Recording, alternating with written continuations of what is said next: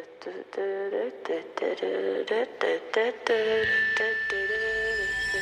legends are told, some turn to dust or to gold, but you will remember me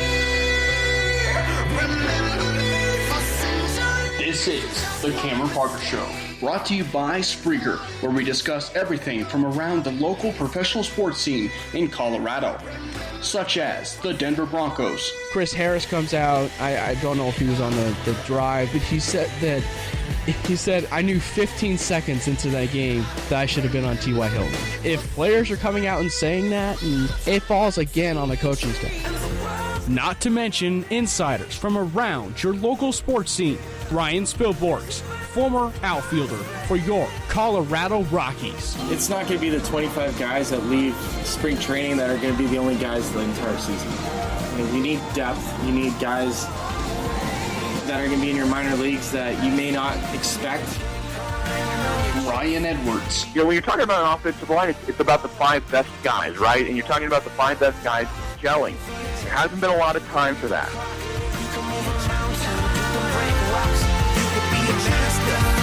It's showtime. Are you ready?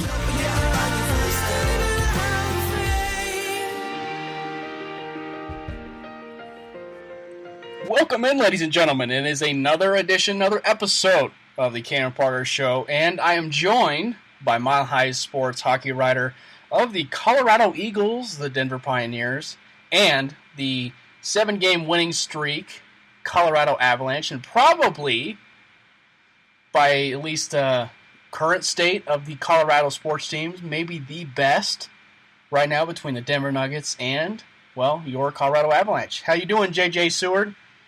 Pretty good, man. Seward, Thanks for having me on the show. Yeah. You excited to talk about something you're passionate about, which is hockey. Talk about some Colorado Avalanche, and they have that 7-game winning streak going right now. It just seems like everything is kind of firing on all cylinders, really. Yeah, I mean, I love talking about them anytime I possibly can. But yeah, I mean, they are doing really well. They're just, as you were saying, they're kind of just hitting on all cylinders. And the thing is that they're really young. And even right now, with McKinnon obviously going on his crazy roll right now, with 50-plus points right now in the league, they still have a few young guys coming back, and they'll just get better as the season kind of goes along. You know, it was interesting. Over the past, few years when they had Patrick Waugh, I've kind of watched him from afar, but when I was watching some games overall, I could still see a plenty talented roster. And so it to a point was kind of like maybe the Colorado Rockies, if I was to use an example, to where, they were a very talented offensive roster, but they really couldn't put it all together as a whole. And yeah. I kind of sense that with the Colorado Avalanche, with Patrick Waugh at the helm, or I can't remember the other coach that took over before Bednar. But, the team really, it feels like ever since the Matt Duchene trade, and it was clearly obvious in the comments that was made by Eric Johnson earlier this season, after, I should say, the day of the trade, when Matt Duchene was headed to Ottawa, that he pretty much made it known that Matt Duchene did not want to be here. I think he said that, to that extent, he said that Matt Duchene did not want to be here. Is that the single point, potentially, of the Avs season that turned everything around? I think that's one of the major reasons is, I mean, I love Duchene. I have 2 jerseys of him. I've been following him since he joined the team, and I was following him before he even got into the NHL. But I think getting rid of Duchene was a big reason as to why they've gotten a lot better. Apparently, he did have a kind of a cancerous feeling in the locker room, which is never good. But as you were saying, EJ just kind of hit it on the nail right there by saying that now they have nothing really distracting them. They have a mentality of winning. And I mean, you can feel it in the locker room. I can feel that every single time I'm in the locker room. Every player that I speak with, their mentality is just to win. They don't want to do anything else right now, and it's cool to see. Well, one player you touched on it. Well, I should say it's really as a whole, it's been the unit, and it's been cohesive of a unit. But really, there's one player, and I could sense it just by the talent level that he had when Patrick Waugh drafted Nathan McKinnon, and we saw it in the Minnesota Wild series when it was a intense series between the Minnesota Wild. It seems like he has now taken that skill set that he has and really become, dare I say it, the face of the franchise now for the Colorado Avalanche. Yeah, he 100% is the face of the franchise right now. But, I mean, obviously McKinnon's just playing out of his mind right now. And I remember back in the 13-14 season, I don't remember who was the interviewer, but one of the answers that he kind of gave the media was saying that McKinnon's the type of player who steps up at every single level. And now, since there's no distraction really, he's being able to step up. But, I mean, you also have Rantanen and you have Landeskog who are just, I don't know, just the entire line right now are just clicking. And it's really cool to see that McKinnon's just on fire. It's crazy. Yeah. You were touching about all lines. Well, one line in particular, is that third line. And that third line has been Soderberg, Nieto, and Como. And they've been terrific so far this season. Yeah, I mean, I talked to Soderberg a couple of games ago, and I talked to Como the other day.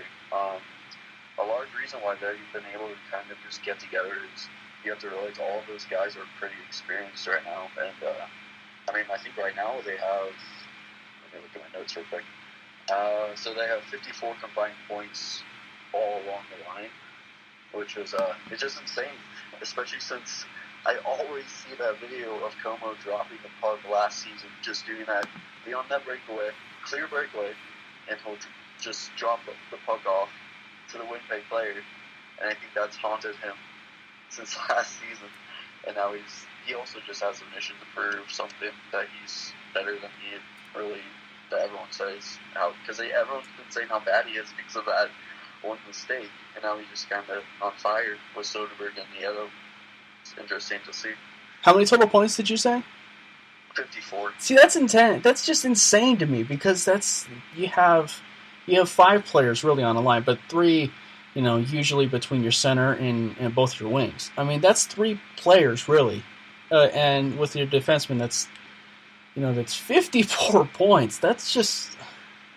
Yeah, I mean, they're arguably probably one of the best, if not the best, third line in the NHL right now. Which is, I mean, I can believe it because Soderberg, when he was with Boston, was pretty good.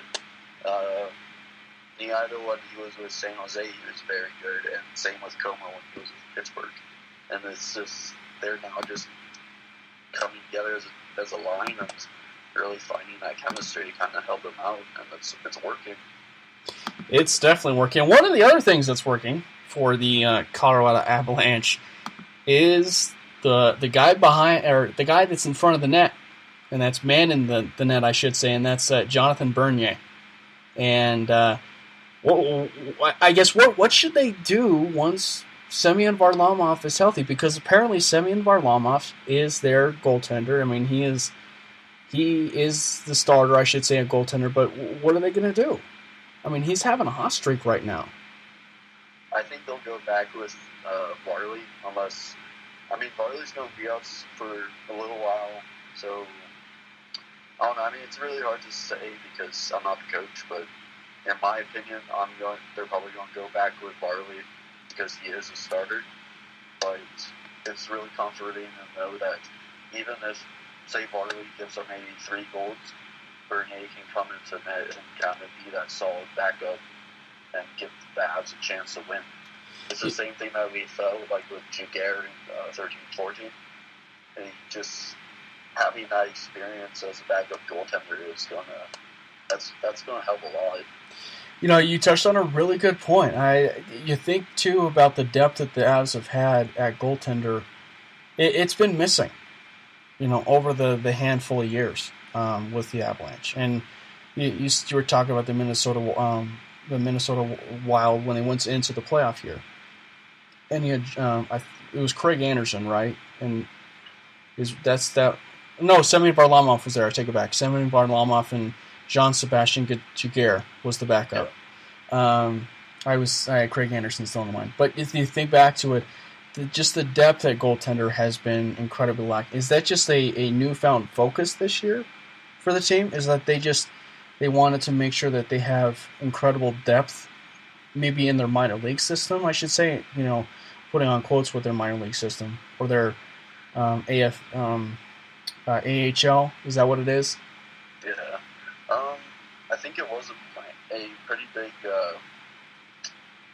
piece to come to the team in the offseason, kind of a really important piece, because last season it was Varlamov and Calvin Pickard, and Pickard's good, but he's not NHL caliber ready, which, now he got drafted in the Vegas by Vegas in the expansion draft, and then he almost immediately got traded to Toronto, and he hasn't played that many games for Toronto. He's been in the AHL most of the season, so after that, I think Sakic knew that he had to go after a pretty experienced NHL goalie, and that's where he got Bernier, and Bernier was very good with the Ducks last season, and now he's just kind of bringing it to this young and fast-growing Avalanche team, and it's helping them a lot. We touched a little bit about the AHL talent. They have, some people down there. Two prospects in particular, Cale Makar and Connor Timmins. Yeah, Timmins is actually in the OHL right now with Grapes. Okay. What's it called? The Greyhounds. I can't remember the city name, but he's in his third year right now, and they're saying that he will get signed to ELC probably around like March 1st, which means that he could be coming up to the Avs probably next season or so. Which, Timmins is a very good defender. He's a big defender, but he also loves to score as well. So he's kind of an offensive defenseman, but at the same time, he's very good defensively. He's not like Gerard or Barry. He's more, when I kind of think of him, I kind of think he's more of a JJ Seward player. So, that's still saying something. That's still saying something, because EJ's a really good defender, and he's the best defenseman for the Avalanche. Yeah, and then there's Makar, who's I don't think I posted any videos up of him because it's really hard to find videos up with him right now. With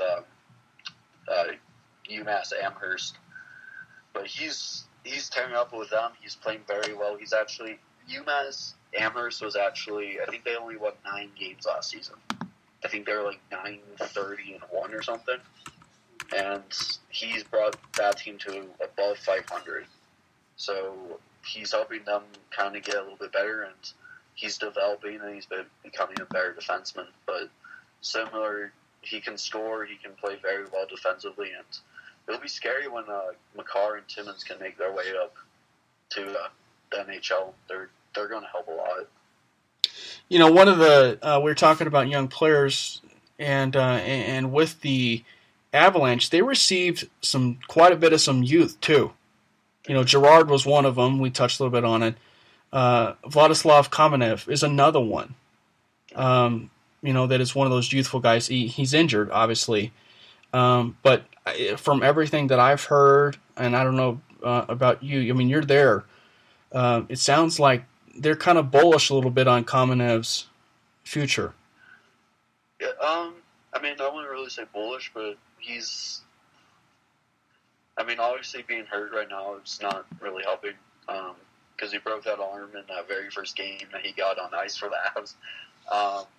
But what I keep hearing lately is that he will more than likely not come back this season, but he might be coming back next season. But, they said he's out indefinitely, so that can really mean Right. between the end of the season here. Or 2 weeks from now. Right. Yeah, and I mean, obviously, probably since he's a young player, he'll go back to San Antonio first.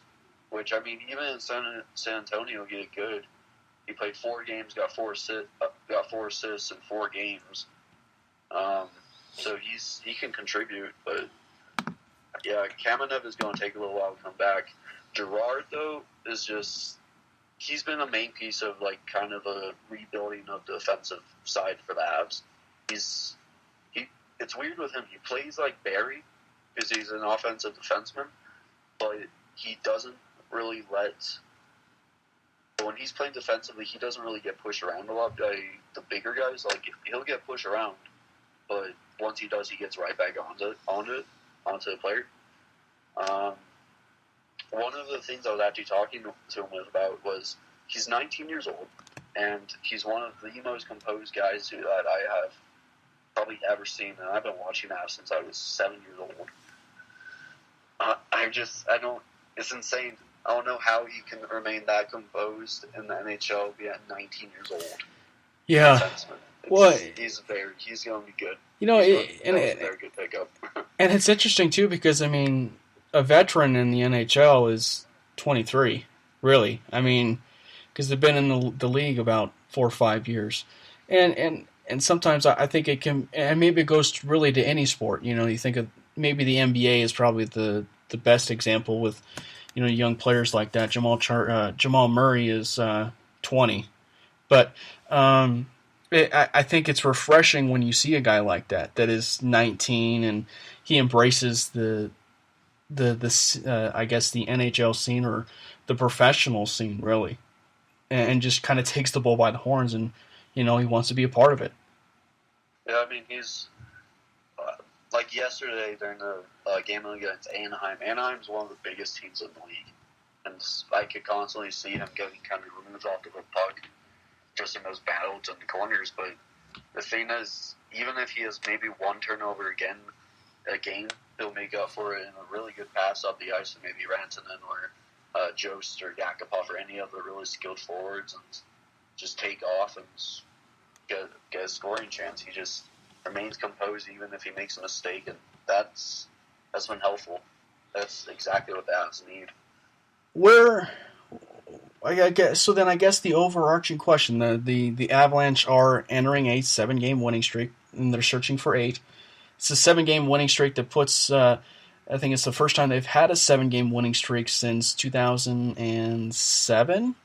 Is that right? 2008? I think it actually got corrected to 2005. Oh, 2005. Wow. Yeah. That's 13 years ago, I should say. That's a while ago. So what is the current state right now of the Avalanche? We kind of touched a little bit on it, but you know, you think back and you look at the Duchesne trade. I mean, there is a lot of draft capital that was sent to the Avalanche also. Yeah, you know, I actually have a list of it.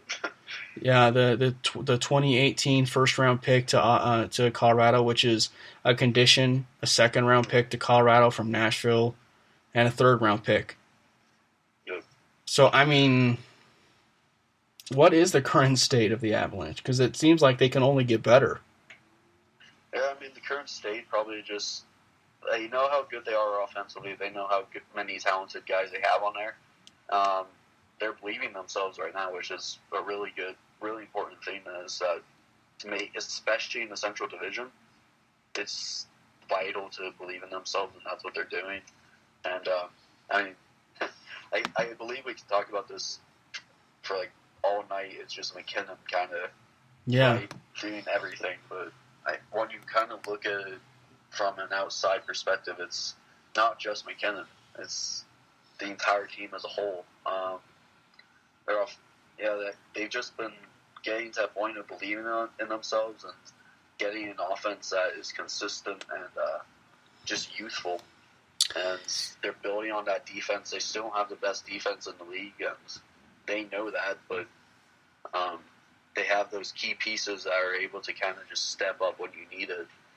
And Varlamov and Bernier, just as we were saying earlier, just that depth in goal is really helping them right now. And the picks that we were just talking about, it's a youthful team, and they're going to stay as a youth and kind of just develop on that. But it'll be interesting watching watching Ottawa with the top 10 conditional pick.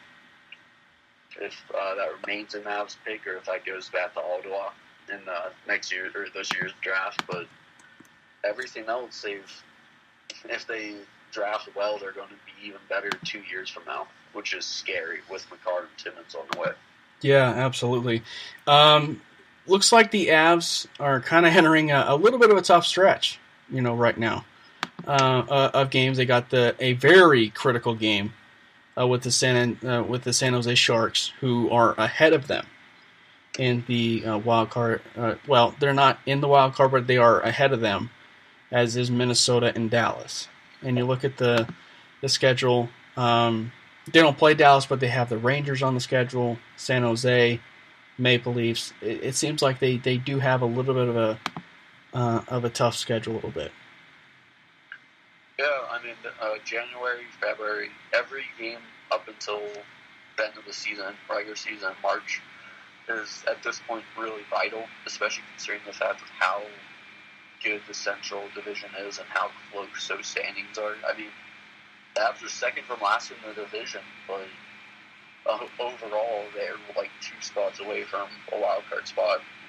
But yeah, I mean, really what it's going to come down to probably is games in hand, which beating Anaheim, who's behind them, maybe beating San Jose, who's on Thursday, is going to be really important, especially any team in that race right now. Any win over them is really important right now, especially going against Minnesota. I think next month is when we play them again. But yeah, I mean, they haven't had an easy road this season, but they've kind of proved everybody wrong, especially during the 7-game streak. I mean, they beat Arizona twice, not twice. They beat them once, which that's really the only easy competition that they had. All the other games, all the other 6 games have been they've been against playoff teams. They haven't been easy games. I think that's kind of been the impressive thing about the Avalanche's 7-game winning streak. It's who they've beaten, and I think really the momentum started carrying. It wasn't really during that winning streak, but maybe it was the confidence grew once they had the overtime win against Winnipeg, and when EJ had the overtime goal. At least that's... I mean, that was definitely one of them, but I think that game, I don't remember the final score, but that game against Minnesota has definitely helped them as well, because Minnesota's basically been the Avs' kryptonite. Yeah, all season long. I mean, even back in 2003, the Wild had... It's their new rivalry. It's their new rivalry. It's I was listening to Eric Johnson talk on Altitude 950, but he was saying that Minnesota is their Red Wings. I mean, It is their new rival. Yeah, I mean, they're fun games to watch and go to. But I always still have those, not really nightmares, but I always still think of back how similar the 2003 overtime goal against Patrick Wall was against Minnesota in the playoffs compared to the 2013-14 goal with Nino Niederreiter coming down from the point and just sniping it past Varlamov. It's similar. It was almost hauntingly like, I don't remember the word. Similar with how just how similar those goals looked. But yeah, I mean, Minnesota's just Minnesota, and I don't like them. You know how much I don't like them. Right. Well, speaking of the Colorado Eagles, I guess, and you write for them. They are also an affiliate of the Avalanche. Okay. Me personally, I think it's fun. I think it's great seeing the Colorado Eagles finally become the affiliate of the Colorado Avalanche. It felt like it was a long time coming. And overall, the Colorado Eagles have had a tremendous hockey team, even to begin with, before they were an affiliate with the Avalanche. But it's really good to see them,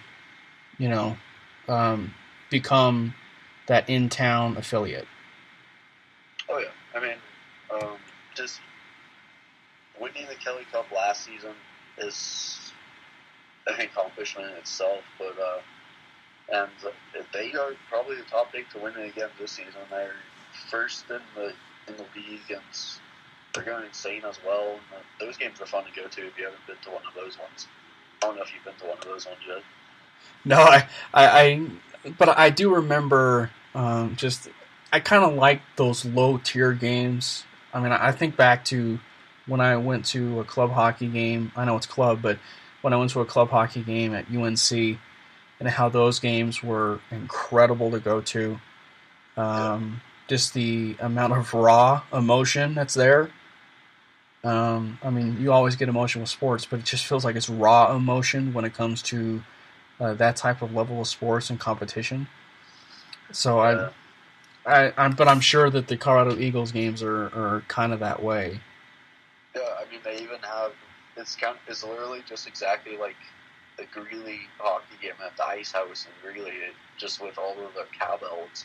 They have a bunch of cowbells every single game, and the atmosphere is there, the hockey scene there, it's unbelievable, especially when that team is that good. Yeah. It's really cool to see. So speaking of the Colorado Eagles, who are some of the players potentially that the Avs could be keeping an eye on? I mean, that's going to be a little tricky, especially with how it's going to work. But Matt Garbowski is the captain up there. He's one of the other really high-scoring guys up there. Michael Jolie's very, very good. He actually just got called up to the San Antonio Rampage 3 days ago. And he's actually tied for second in ECHL with points. Let's see. Jesse Mitchell just went to All-Star games, so he's another one of those big guys who we need to look at. I mean, they have so many guys who are capable of playing, but I remember looking back at another article saying, kind of projecting the roster of who could be on the Eagles when they make that jump up to the AHL. And I do remember seeing Garbowski on it, but I don't remember another person who I saw on there. It was it's going to be kind of confusing when the change happens, because it's going to be a mix of like Rampage guys and Eagles guys, and it's just most of it look like Rampage guys, like AJ Greer, who just got called up again, and Dominic Toninato, who the Habs picked up in this offseason, who was the captain of Minnesota Duluth. Will probably make a few stints down with Colorado Eagles probably next season as well. Penn State, Dennis Smirnoff, who has been really good for Penn State, will probably make a few appearances with the Eagles next season. There's a lot of guys who I can name off, but I don't have something in front of me, and I'm watching Nuggets games, so that doesn't help. Hey, at least they're coming back. At least they were down early, and it's now 20-19 game. Well, and then Mavericks decided to hit a 3 there. I think the cool part about the Colorado sports scene is I don't think people understand and there are some that do, and I don't think people understand how good of a hockey town this really is. I mean, it's a pretty dominant hockey town. I mean, even lacrosse too, but and you even think of the school that lacrosse team represents. It's DU, but there's another team there that's really, really good in hockey, and it's the Denver Pioneers. Yep. And they have a couple players that are at least being considered for an award. Am I right? Yep, the Bobby Baker Award, which is probably the biggest award that you can get in college hockey. I mean, obviously, besides the NCAA championship trophy, that's probably the biggest award you can get. Yeah, it's Troy Terry, Dylan Gambrell, and Henrik Borgstrom, who's all being nominated. Which I was actually looking at the list earlier of all the candidates, and those are the only 3 from DU from like one school to be nominated in like all, like I think 45 or 50 players, and it's crazy. I mean, it just speaks a lot about the hockey program that DU has, which Jim Montgomery has done one hell of a job just getting that team going, and same with Coach. No, that's not his name. I'm spacing on his name right now. How to pronounce it? Whoops. Yeah, I can't pronounce it right now. But the coach before Jim Montgomery was just a monster. With Drew Shore and all of the other alumni players for DU. Paul Stastny played for DU too, and just the program there is insane. I don't know how else to explain it. Yeah. Yeah, I mean, it's going to be kind of funny watching those 3 get voted for the Hobie Baker, but I'm going to their practice tomorrow, so hopefully we'll be able to talk to all 3 of them about it, see how they feel about it. Well, it's and kind of going back to it, I think it kind of feels a little slighted to DU at times. I mean, it is a hockey. Sometimes it can be, as far as the Bronco town, I guess I should say, but I think people at times truly do forget just how good of a sports program in general with lacrosse and hockey DU really is. Yeah, I mean, it's kind of hard to say because a lot of people overshadow the college scene. They really do. Especially with, like, DU and, Colorado College, even up in Colorado Springs, they don't really support Colorado College as well, which kind of makes sense because Colorado College hasn't really had a good hockey team in a few years. I mean, even this year they're barely 500, but that's a lot better than what they've been. And it's just crazy seeing how many like hockey teams are actually in Colorado, because when you take a look at it collegiately, I mean, there's D1, there's DU, and then there's CC, and then you take a look at the lower like universities, like obviously the school that we went to, Metro State, with our hockey team, UNC, CSU, CU, Colorado School of Mines, all of them have a hockey team, and just what you're saying, the like hockey. Colorado's a hockey town. Many people might joke at that and maybe say that's not true, but it's a hockey town when hockey's good, which I think is a key term with the Avalanche being on their crazy streak and the Eagles being at the top of their league. Everyone's kind of being like, oh, this team's actually pretty good. And now they're kind of focusing their attention towards hockey. Yeah, and I think that, and we get it. I mean, it will always be a Denver Broncos town. I mean, we get that. That's probably never going to change unless the Avalanche win 5 consecutive Stanley Cups, or the Rockies win at least by their standards 2, 3, maybe 4 World Series championships. And I guess when you think back to the Broncos season overall, I mean, who ever would have thought that the Colorado Avalanche, the Denver Nuggets, and the Colorado Rockies in general, just all 3 of those teams would have a better season than the old heralded, sports town hero Denver Broncos team. I mean, that just continues to speak volumes necessarily of how the growth of all 3 teams have been.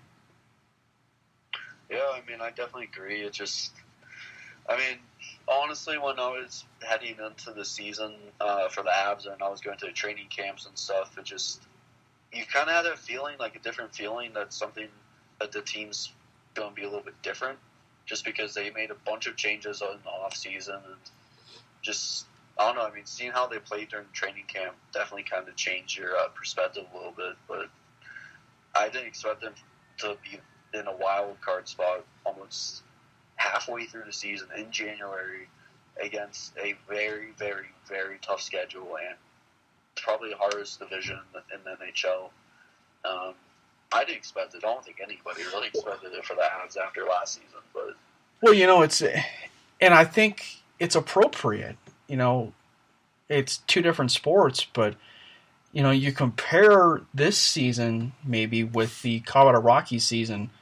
Obviously, the Rockies season that they had in 2017, they started out incredibly hot and won a lot of baseball games. But you just think of, as far as that confidence, that it felt like there was, like you're saying with the Avalanche, it felt like there was a good confidence with the Colorado Rockies team that maybe no one ever saw. And they put it all together in the first 4 to 5 months of the season, and then they closed and, kind of were gassed, I should say. But it seems like there is a really good similarity necessarily between what the Avs are doing and what the Colorado Rockies did. I mean, is that fair? yeah, I mean, I would say that's fair. To be honest, I didn't really pay attention to a lot of the off-season signings last season that the Rockies did. I paid attention to the signings that they have done this off-season, kind of seeing how they've gotten better. But, I mean, are the Rockies extremely young as well? Same with the Nuggets. I mean, I know the Nuggets are really young. Right. Same with the Avs, but I'm not sure how young the Rockies are, I guess. But I mean, I was going to say offensively, they're young, and obviously the starting rotation, they're young as well. Bullpen's probably got a little bit more age depth to them, I should say. But I mean, I think overall, there's probably some good similarities between all three teams. Yeah. For sure. But so that's fair though. If I was to look at it from maybe an Avalanche perspective and a Rockies potential perspective of kind of the start of a season, and who knows what will happen, obviously, nearing the end of the year. But is it fair? I would say it's fair. I mean, as we're kind of watching this game right now with Barton laying down at 3 at the buzz beater. But I mean, the Nuggets, comparing the Nuggets and all every sport right now in Colorado, but especially the Nuggets with the Avs, I think it's most interesting to watch those two right now just because of how young they are and what kind of the path that they're taking. I mean, obviously Nuggets have some experienced guys in there. I wish I could say Millsap, but he's not playing now because he's still hurt. Richard Jefferson, yeah. Yeah. But, I mean, Lyles has been very good. Barton has been really good. Jokic has been mostly pretty good, but I don't think he's been as good as he was last season. Yeah, I mean, in my opinion, I think they're kind of taking the same path. Yeah. Obviously, for all intents and purposes, like we said, it's going to be a Broncos town, and kind of transitioning into the Denver Broncos, they've had a really frustrating 2 seasons. Is that fair to say? I mean, they've been pretty bad the last 2 seasons. Yeah, I mean, especially when it all kind of came to a head this year. The Denver Broncos, it seemed like, and for people that were destroying me on Facebook, Vance Joseph was fired. Okay, ladies and gentlemen, he was fired. But then Elway had cold feet, and then he decided that he wanted to retain him. I don't know how else I could put that. People saying that, it was unprofessional or, everything. I don't know if you know what I'm talking about. I mean, you can go. Do. I remember. You remember that? Yeah. Anyway, but overall, the season in general, it was not good. And I don't know if you saw the news, literally right before we went on live. Obviously, the Denver Broncos are in dire need for a quarterback. Yeah. Well, of all the actual news that broke and the possibilities potentially for the Broncos, Baker Mayfield is the most logical, probably, of the group. Josh Rose people in declaring might actually go to the Browns, maybe. But Baker Mayfield seems like it's a surefire fit for the Broncos, and news broke, and I think it's really interesting. I mean, he's in the Midwest, I get it, but he was hired by the, I believe it was the Boulder, one of the Boulder sports agencies in Colorado. Yeah, I think you said Capital Sports. Yeah, Capital Sports Capital Sports Agency that was located in Boulder. But yeah, I mean, we're talking a quarterback that was requested, by the Broncos to have on their roster. Mm-hmm. And he was now hired by a Colorado-based agency. I mean,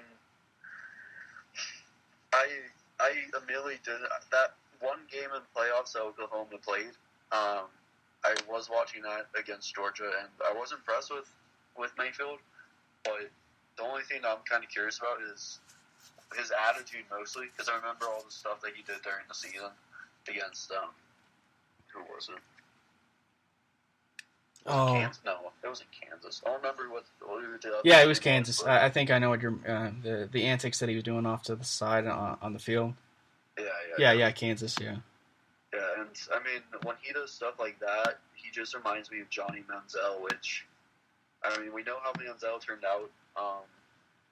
I think that's what scares a lot of people in Denver, is that they don't want that and then taking another step back, which is why they kind of want the safe bet of like Kirk Cousins or an actual experienced NFL player. But I don't know. I mean, I'm willing to give the kid a chance and kind of see what he can do. There's really no bad. I mean, if he can throw, that's perfect for us.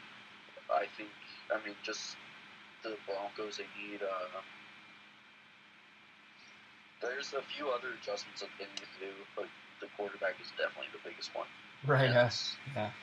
What I saw is he can do really good. He has pretty good arm strength, and from what I've seen, his accuracy is pretty good. But I didn't catch enough Oklahoma games to really make a educated opinion, I guess. Yeah, and I think that's fair. I think for me,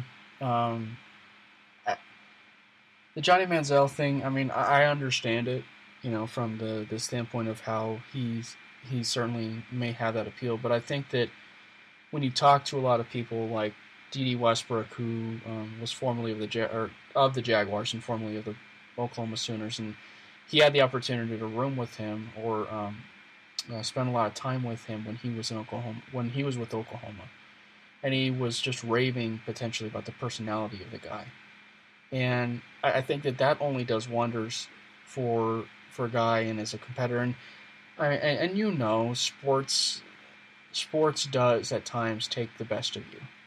I mean, as far as emotions and and potentially doing things that we regret during live action. And I can't tell you how many instances I've had just in previous sports, competitive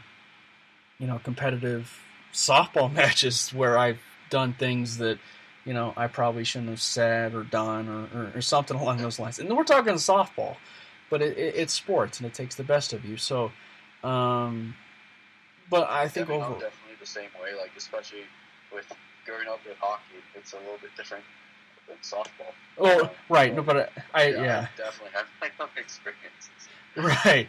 I mean, even me growing up with basketball and especially baseball and but you just the list goes on. But and so the moments are there. But I mean, the biggest issue of the comparison between Manziel and Mayfield is, well, Mayfield isn't off the field going to Vegas and getting drunk and doing drugs and basically throwing his life down the drain, versus that's what Manziel was doing.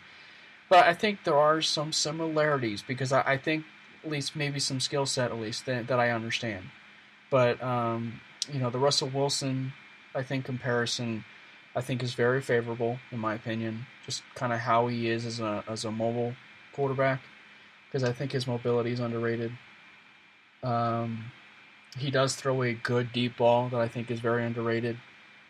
And I think that if you build an offense kind of like an Alex Smith to the point where, it's not I hate the word dink and dunk, but if you build an offense that's kind of that dink and dunk offense, but make it so that he can get to hit the best players, I think Baker could be phenomenal with the Broncos, just because despite the age, of players that are getting up there with Demarius and Emmanuel and C.J. Anderson right now, but who knows if C.J. will be here or Demarius or Emmanuel, but there will still be some playmakers here that he can get the ball to. And so I think that, he would do wonders here, and especially with an offensive coordinator like Musgrave that the team has, shown patience in, that they can actually have him grow. Yeah, I mean, it'll be interesting too because if it does end up being him who comes to Denver, which with agency stuff, it definitely is kind of looking like that. But only time we can really tell who actually comes over. Right. It'll be interesting to see what changes keep coming in the off season. With the firing of mostly all the assistant coaches. Almost. Yeah, except for like defensive line and defensive coordinator and offensive coordinator. It'll be interesting who they put into those places and the systems that they kind of implement. Well, the good news is, I think from everything that I've heard is that they filled every single one of them. Okay.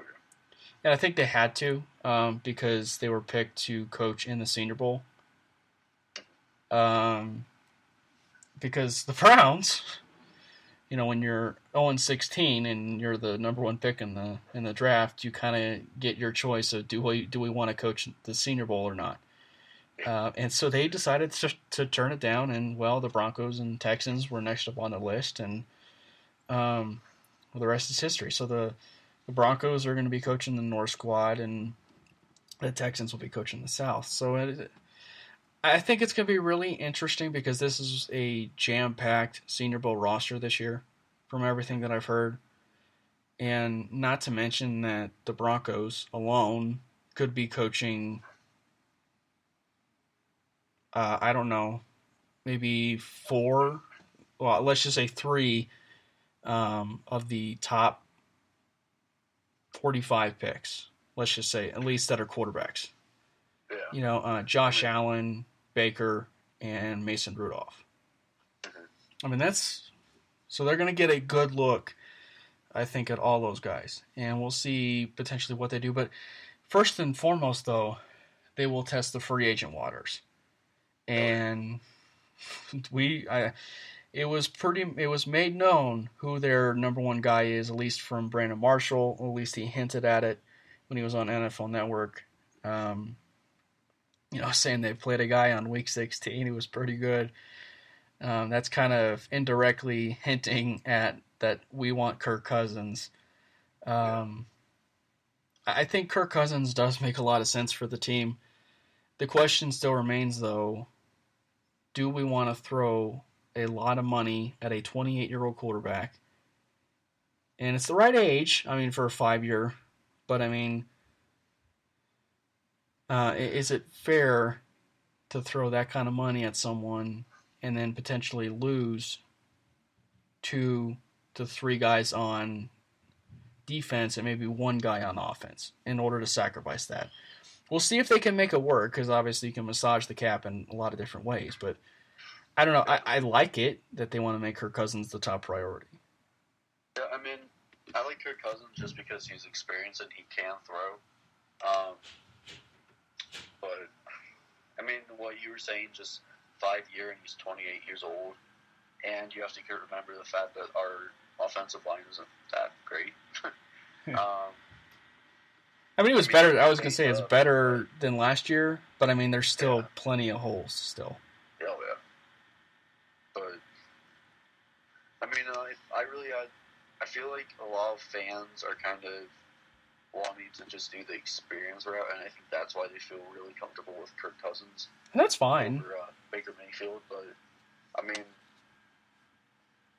I think also what a lot of people are thinking is if we go with him, then it'll be kind of like a Peyton Manning thing where, oh, he has all this experience, so he'll be coming over and like, Kirk Cousins isn't Manning. Right. That's the difference. You may want to double check the resume of Kirk Cousins and Peyton Manning. I mean, Kirk Cousins is great. Don't get me wrong. I think he's a really good quarterback. And the system in Washington suited him well. But I mean, I don't think he really didn't have the type of supporting cast, even with the front office and potentially even the coaching staff, that could maybe even work a consistent offense for him. And I think that's kind of why he kind of failed to go over the top every now and then. So, but for people to be that, blind and say that, oh, it's going to be exactly kind of like Peyton Manning, and those people are just spoiled. And I mean, I fall into that trap of being spoiled because, I mean, yeah, it's a sports town nonetheless, but I mean, really, a Denver sports town, but really, come on, you have to use some logic. I mean, Peyton Manning won a Super Bowl with the Indianapolis Colts and went to numerous AFC championship games with the Denver Broncos and won a Super Bowl with the Broncos. So, I mean, it's like you cannot compare the situation between Kirk Cousins and Peyton. I'm sorry, I'm going to change this. Are you watching the Nuggets game still? Yeah, Did you just see Malone? Yeah. On that replay? Yeah. That was funny. Well, I mean, I don't know what he was doing. I can't. I mean, once we think about it, I mean, a lot of the mindset of the Broncos fans is that, I mean, obviously there's Simeon, who spent a long time learning under Manning. I mean, in that regard, I kind of feel safe with Simeon, but also at the same time, Simeon did not do well this season as well. I mean, no one did, but Simeon also really struggled, and he got hurt. So then what would your plan of attack be? I mean, if you're JJ Seward is running the Denver Broncos organization, you have the 5th pick, and you're heading into free agency, what do you do? This is hard for a hockey guy. I mean, I guess, in my opinion, because what I keep hearing is that Lynch is basically, that they're basically done with Lynch, that he had his chances and that he's kind of blown it, but at the same time, I kind of disagree with that because Lynch, he was hurt a lot of the time, that majority of the season, right? He was hurt for a long time. 4 starts in his career in 2 years. Yeah. And he's brand new still, and they didn't really get a system for him to kind of work with and have enough time to work with Lynch. But I don't know. I mean, it could work with Mayfield coming over, but it just, in my opinion, I think that the offensive line needs to be fixed a little bit more, because with that offensive line, then really you can protect City, you can protect Lynch, you can protect really any quarterback. If you have a good quarterback with a poor offensive line, what's the point of that? There's really no point. and I think that, it's just such a precarious situation for the Broncos. It really is. Because the last time the Broncos were embarrassed was 1 game. And this time it was a full season. And so I think the one thing we know about John Elway is that he is not patient. He's 180% not patient. And so I think that if you if you kind of look at it, they will dangle in the Kirk Cousins sweepstakes. I firmly believe that, and it was kind of confirmed, I should say, on Twitter by Troy Rank. But ultimately, John Gray, he's the infamous ghost hunter. Wait, what? Yeah, he likes. Ghost hunter? Yeah, he likes the paranormal.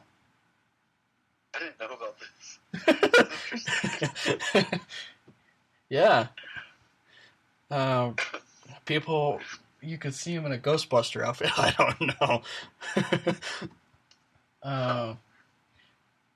Interesting. Yeah, so that's kind of a little fun fact of John Gray. It's just kind of funny seeing him just like chilling out watching. He just feels like a normal guy. Like just kind of looking at him there, and just a guy that's just chilling with long hair. Like a Colorado, skateboarder, or like a Shaun White when Shaun White had long hair. Oh, this kind of reminds me of one of the articles that Terry Fry did for Mile High Sports. He Nathan McKinnon, 50-point getter for the Avs, Right. 20 goals, tied for third scoring in the league right now in points. Does not get recognized at the mall.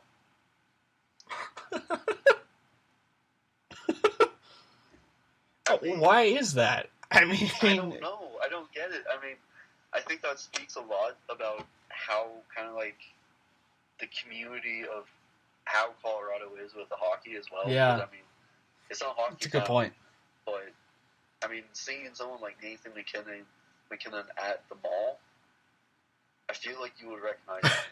Well, you would definitely, but Yeah. but I mean, just overall, I probably would say that narrative would change. I mean, Avs make the playoffs again this year, or they're at least strongly competitive. I am pretty sure that narrative would change. But that's just funny because, I mean, you get a guy, Nathan McKinnon, or a guy like John Gray, who's in a beanie and, on court side and potentially kind of looks, conspicuous. But, as Denver media is accustomed to, they always find them. And, it's kind of like when I was on the court side for Matt Duchene's final days in Denver, and I saw Von Miller, and then sure enough, there was like, oh, there's Matt Duchene. It's kind of like one of those where, like, oh wow, you just literally look like a normal guy. You look scrawny and in a tight shirt. It's just kind of like a normal fan. Yeah, I mean, Denver media is, especially during games. Well, it's just like this kind of a sports thing, just being able to tell other athletes at games like this. McKinnon's been to, he's been to a few Nuggets games. I remember that. I remember seeing videos of him doing like half-court shots with Kyle Keefe, which is ridiculous. But I've seen him at a lot of Nuggets games on TV. I've only been to one Nugget game in live. I need to go to more. Yeah. But it's kind of nice to see because you also see, so McKinnon's going to these Nuggets games, you see that, and then you also saw the Mammoth going to some of the Avs games, as well as the new Rapids head coach going to some of those games too. And I think it speaks a lot about kind of the overall sports environment that that Colorado has. Yeah. It's interesting. And hopefully, when Kirk Cousins comes to town, people will be able to recognize Kirk Cousins, if he's the starting quarterback for the Denver Broncos. I'm sure people would. It was funny because the only time, they didn't do, for the new, what's his name? Rapids German soccer player, Steve Eigner. Mm-hmm. It's interesting to see because during one of the Avs games, he was there, and I think he was Oh my gosh. 2 rows from the glass. Sorry, I there just was Jokic pass. Jokic with his little move.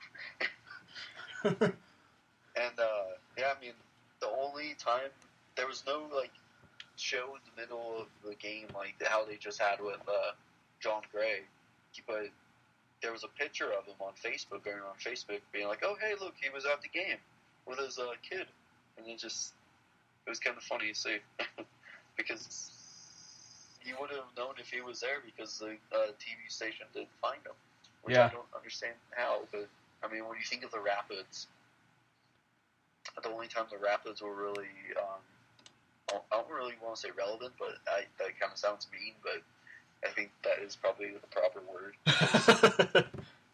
I mean, the Rapids aren't really all that relevant among like the masses. Well, you know, I mean, it's I was gonna say, you know, considered Big Four like league, but I was there's gonna not that many say, people who are like, oh yeah, the Rapids.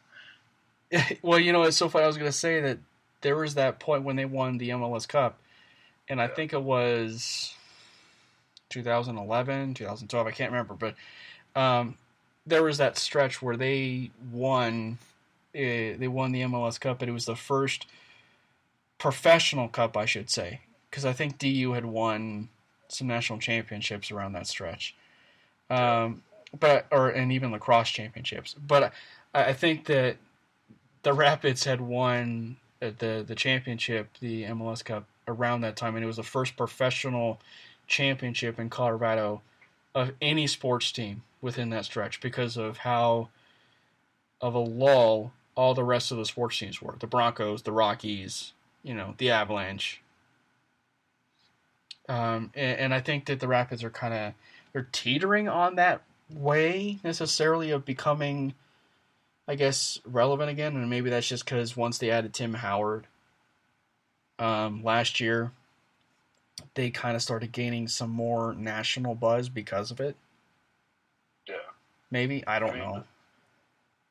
The thing with the Rapids is just 2 seasons ago they made it to Western Conference Finals and the playoffs, and then they lost in free kicks, which is a stupid way to go out. I freaking hate soccer free kicks. Well, it's kind of like hockey. I mean, if you're losing on a shootout, I mean I would die to watch it in person, because it's exciting.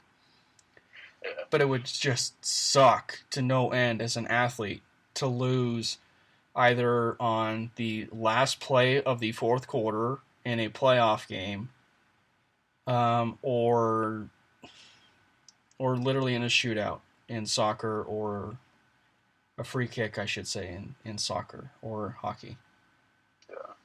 Speaking of hockey, and now since I'm kind of remembering it too, is the Olympics start next month.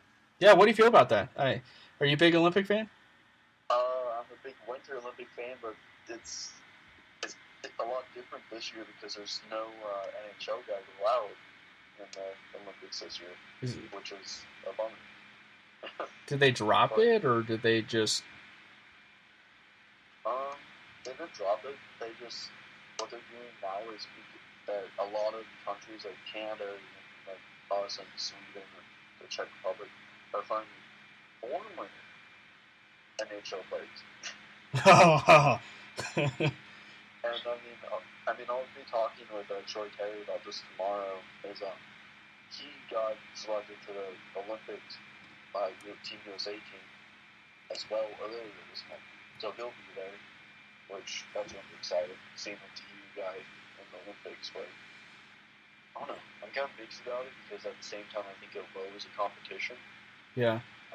But at the same time, kind of going against that, they kind of, in its own way, kind of raises the competition a little bit because now with that, Canada obviously has a few really good guys like, you might remember his name, maybe. He was in that Zabs guy, Wojtek Wolski. Yeah. Yeah. He's on Team Canada's squad. And, it's a lot like the World Juniors, where there's a lot of guys who are they haven't played in the NHL and they're young, and they're kind of just doing their own thing across the seasons, just being professional elsewhere. But I don't know. really interesting. Do you have a? I'm kind of excited about it, but it's still kind of bummed about it. Do you have a favorite? Olympics if they don't do that. Do you have a favorite sport when it comes to the Winter Olympics? See, for me, it's Besides hockey. besides right. We want to put that clarifier on it. Besides hockey. Let's see. I mean, I use a snowboard. I still do kind of snowboard. Just I thought that would be a lot easier this season, but I'm not. So I think I'm not going. So I like seeing Shaun White do and do all those other guys do all those tricks. I like bobsledding a lot. Bobsledding is interesting to watch. Ooh, that was a nasty done. So you're gonna laugh. My favorite popular winter sport that I like to watch for the Winter Olympics is curling. I'm actually not laughing at that because curling's kind of fun to watch. I mean, Watching curling. I don't know what it is about a brush and shuffleboard on ice, but there's just something incredibly entertaining for me watching them go to town with a brush and make sure that ball or huge puck or whatever it is that you want to call it, make sure it stops in that circled area. I don't know. I do not know the rules and intricacies of curling, but it is fascinating to watch them go to town with that brush or whatever it is that they use. Yeah, I mean, when they kind of toss that rock, well, not toss because you're not lifting up, but you're sliding. Yeah. Whenever you slide that rock, it's interesting too because I remember I was watching this other video on Facebook about a really cool moment where I think some dude from Team USA or Team Canada or something got really close to the middle of the dive, and right away the chick from the other team just came in and very accurately just kind of threw it and just knocked that rock right out off of the ice. I was like, how can you be the accurate one doing curling? That's insane. Right. Or literally just right on the middle part of a circle, or actually I can't remember the actual game, but it's the game where you throw cornhole. That's what it reminds me of. Oh yeah, cornhole. I have no idea why, but that's what it reminds me of. It's a more professional cornhole. That's basically what curling is, and bobsled. So you're talking about bobsledding. Bobsledding, is one of my favorites, and maybe that's just because of the movie I grew up with, Cool Runnings, and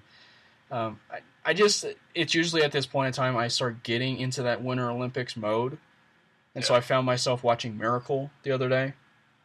Nice. Which is, by the way, if you want to clarify for those people that are listening on the Cam Parker Show, it is the best as far as a top 10 sports movie, and if it's not in your top 10 sports movie, I don't know. I disagree ultimately with your guys' ranking. Okay, I don't, but it's the best one. We're just gonna leave it at the best one. Yeah, and I was talking with my dad about it, but I mean, I feel so depressed knowing that the Academy Awards do not open their eyes to movies like that. Like Harrison Ford playing Branch Rickey and not being up for Best Supporting Actor, or Herb Brooks, played by Kurt Russell, who was phenomenal as Kurt Russell. Or wait, Kurt Russell was phenomenal as Kurt Russell. Kurt Russell was phenomenal as Herb Brooks. So ultimately, I think that really he should have been up for an Academy Award because of how well he depicted Herb Brooks. I mean, it was phenomenal. I mean, he did it so well to the point where he basically just completely embodied Herb Brooks, it was kind of chilling to see. I think it would be even more chilling to see if I actually grew up during that time, but I didn't, so I can't really talk about that. But. Yeah, I mean, my dad was telling stories, ultimately, kind of the Silky story, I don't know if you heard that story, but basically, there's a guy on a bus like after it happened, and he was on a bus. This guy, and he turned to a girl next to him and said, "Hey, I'm Dave Silk," and and so they started talking and everything, and this person sitting in front or in the back was overhearing the conversation, and she gets up, the person that was in front or in back, I can't remember, but and she says, "Oh, really? I'm Dave Silk's mom."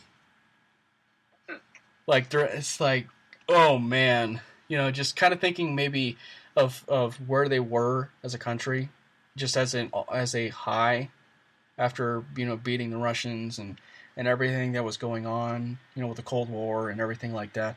It's just, I think that's why the movie itself should be, I guess, uplifted more, potentially, because of the fact that it was so much more than a hockey match.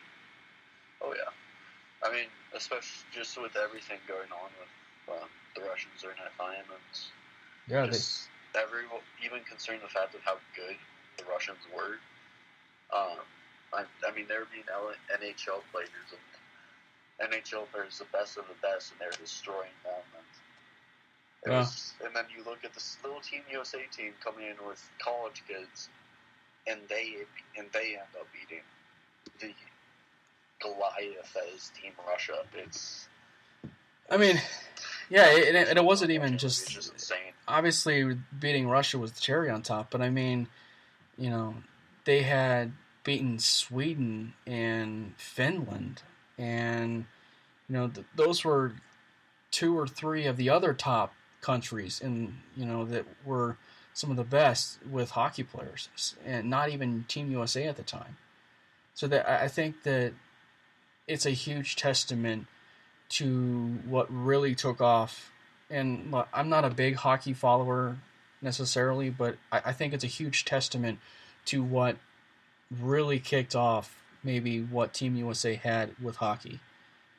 I mean, when you kind of take a look at the programs now, I mean, even back then it was University of Minnesota, and what was the other one? I think not Wisconsin. Or and was it Boston UMass or something? University, who had a bunch of guys there, and now you kind of could compare it to like the World Juniors now or anything of those. Yeah. I mean, Eric Johnson went to Minnesota University, and he's an Olympian, and now you kind of take a look at all these other guys from, I mean, Boston University is still extremely relevant, same with University of Minnesota, and it's really launched the United States kind of as a whole as like a hockey country, kind of just made them one of the best, maybe on the same level as Canada, but like not as high. But I mean, when you think of internationally, like the best like places, it's Canada, USA, Finland, Sweden. Still, those are the top 4. No doubt. Almost every single year. Yeah, no doubt. Well, hey JJ, man, thank you very much for tuning in and being a part of the Cameron Parker Show. I know that we've been talking about it for quite some time, and it's always a pleasure having you on and Steven and guys that I was associated with down there in Metro, and it's always good to kind of reconvene and be a part of a podcast or just a radio program again. It's always good. Yeah, thanks for having me, man. I'm always willing to do it. Just sometimes it's the days kind of. I hear you, man.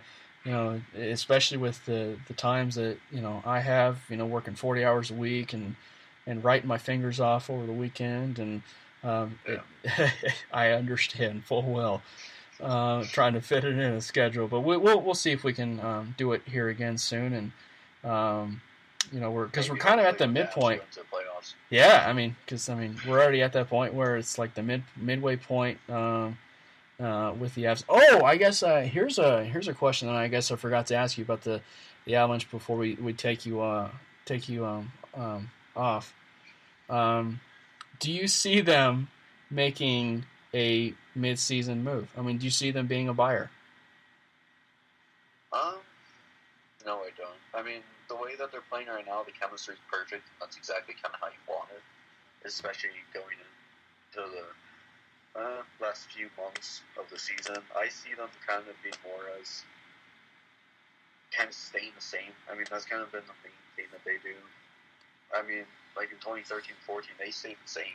They didn't make any changes, and they made it to the playoffs. But I mean, especially with them riding this high right now, I don't see it. I mean, I see them signing younger players, like how I was saying, them signing Timmons to that ELC.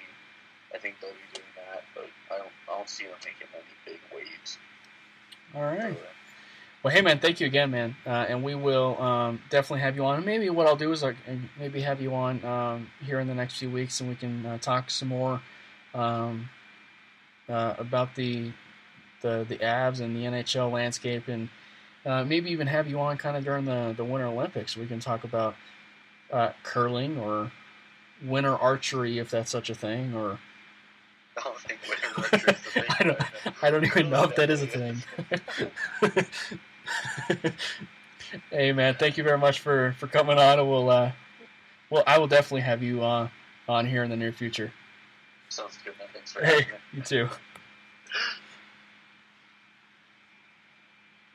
All right, guys, that was JJ Seward, and thank you guys very much for being a part of the Cam Parker Show. It was a blast today. We had a lot of fun. We had a lot of laughter. We talked some Avs hockey, dabbled a little bit with the Denver Broncos, but we mostly kind of got the opportunity to talk of a little bit of some different sports. You know, we dangled into the landscape of the Colorado Avalanche, the Winter Olympics, the Denver Pioneers, the Colorado Eagles. This is a key focal point of Colorado that not many people understand here in the state of Colorado, and I hope a lot of people gained a lot of insight potentially of how good the hockey program really is in Colorado. And one of the key guys that's covering it is JJ Seward, and he will be covering the Colorado. He is covering the Colorado Avalanche. He's covering the Colorado Eagles. He's covering the Denver Pioneers. He is a tremendous follow, ladies and gentlemen, and please follow him at MHS_JJ. He's a good friend, and I look forward to having him on here in the near future. This is the Cameron Parker Show, and I hope you guys have a great night, and I will be back on Friday.